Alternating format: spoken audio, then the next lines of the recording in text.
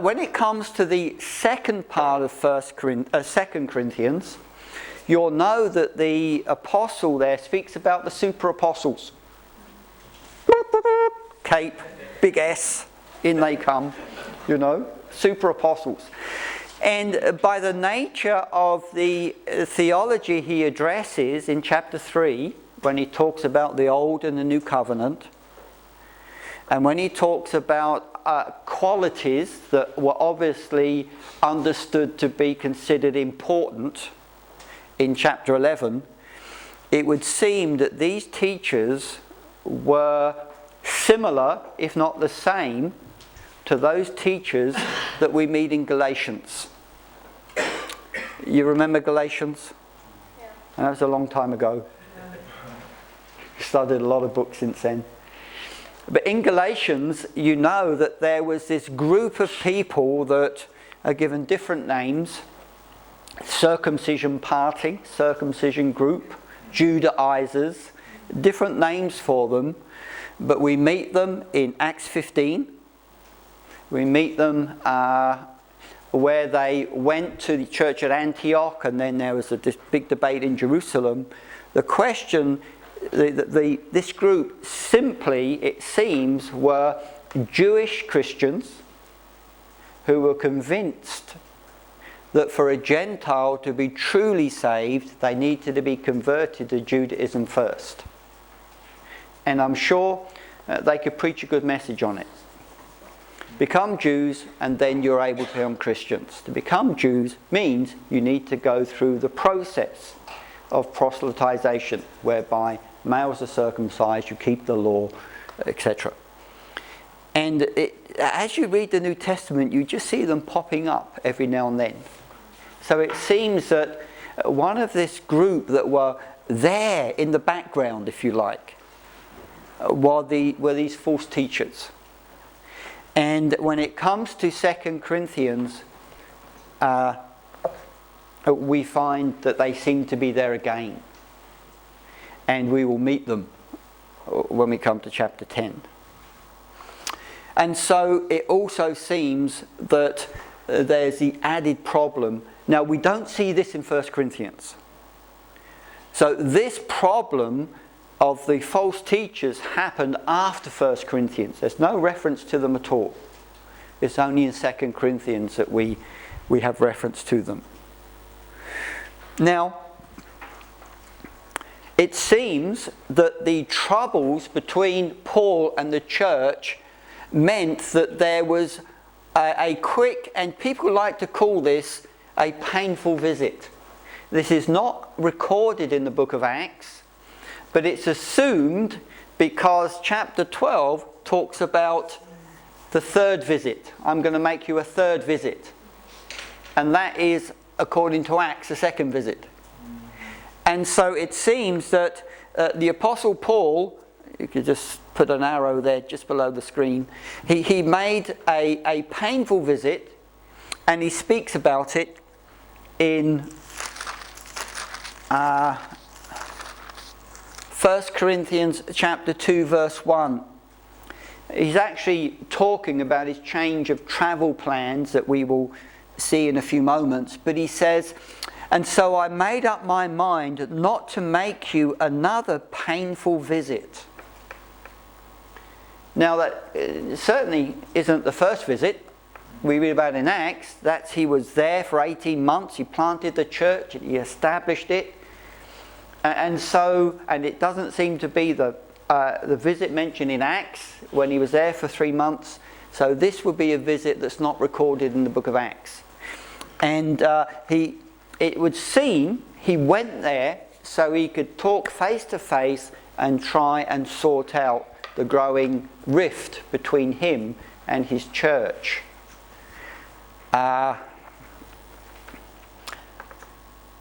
And it seems that there was a painful confrontation, and harsh words were spoken. And when Paul reflected on it, it was something that was very difficult for him. Now, we come to this change of plans.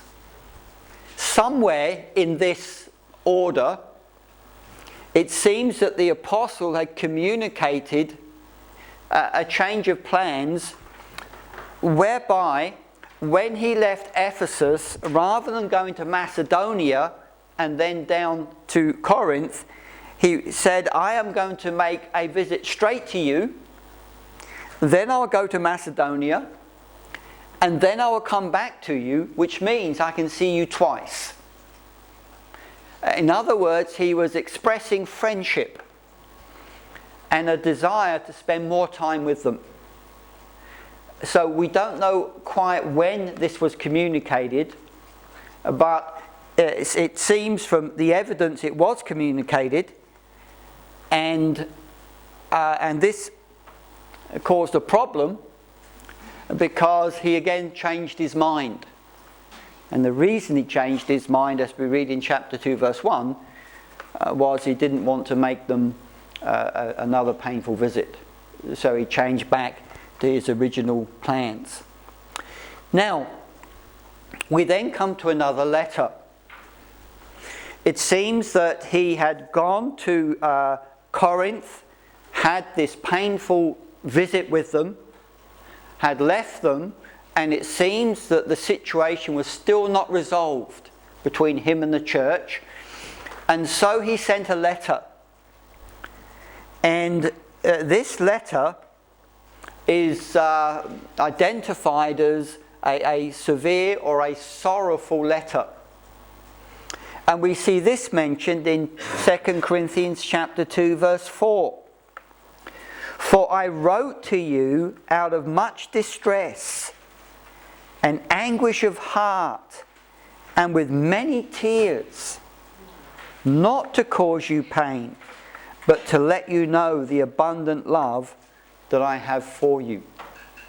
Now that is really strong language. So this letter, whatever it was something that was written out of real sorrow. But it was very strong. And his desire was that this letter would be read, and there would be a response of repentance and reconciliation between them. Now, it was carried by Titus. Titus is an interesting person because he doesn't show up in the book of Acts. He's not mentioned. But when you read about him in the letters, the letter that was sent to him there in Crete, you studied Titus? Not yet? Okay, well, you'll get a chance to explore Titus. He was part of Saul's apostolic team, and I like to think of him as one of Paul's kind of hit guys, you know. If ever he had a trouble, he would send Titus if he couldn't go himself. Titus did some very difficult things. And one of them was to take this letter that Paul had written. And the big question, the question that was such a tremendous pain and agony for Paul was, would the church respond to this letter? Would they respond to it, or would they ignore it? And so this letter was carried by Titus, and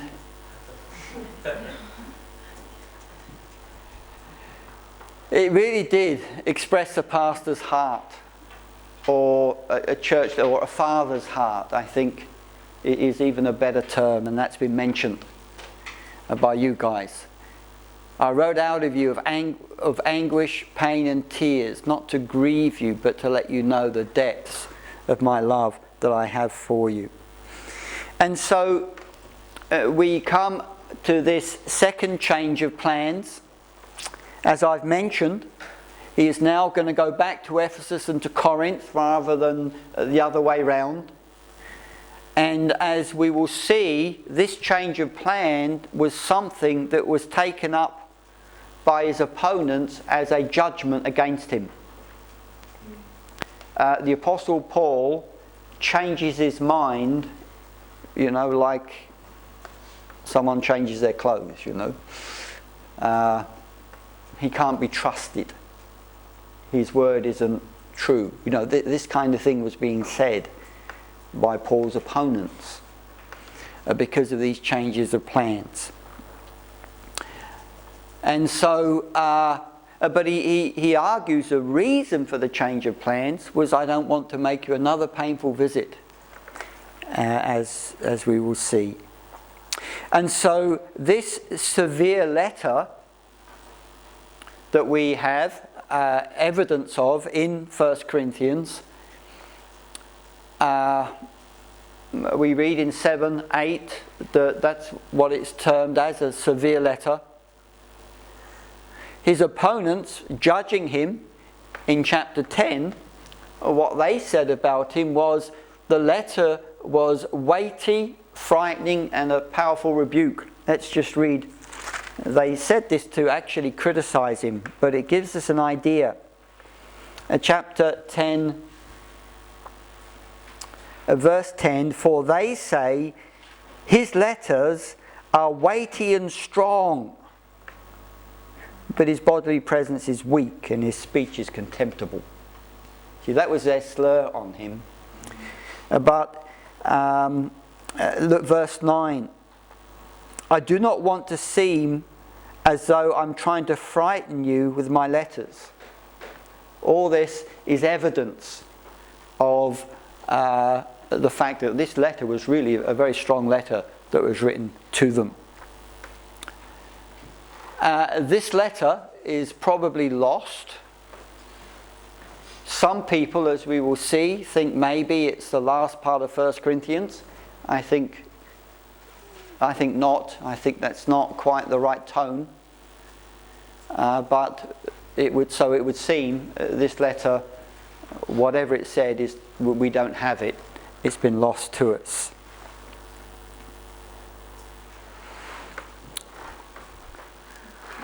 Certainly it's not 1 Corinthians. That's not severe enough. And so we really don't know what the content is.